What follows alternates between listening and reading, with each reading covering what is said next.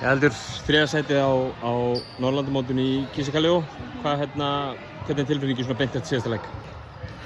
Það er náttúrulega ekkert gaman að tapa, en þetta var svona ótrúlega flottur leikur hjá okkur og við bara stóðum okkur gríðarlega vel, sko.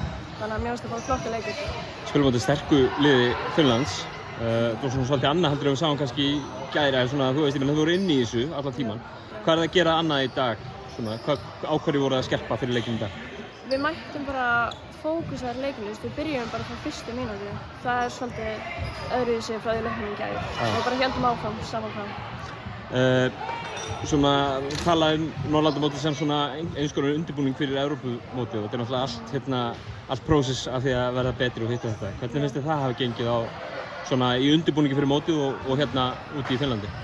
Bara mjög vel, sko. Mér fannst við alltaf vera að bæta okkur og bara við héldum bara alltaf áfram, skilurðu.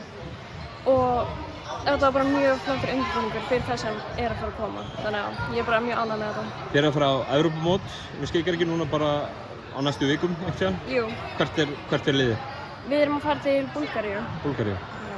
Er það ekki spennandi að fá að spila leikið þar? Já, mjög spennandi. Við erum bara spenntar fyrir því og munum standa okkur þar mjög vel eins og hér líka. Væntanlega margir sterkir andstæðingar sem þið eru að fara að spila við? Já. Til hamingju aftur og gangi ykkur vel. Takk.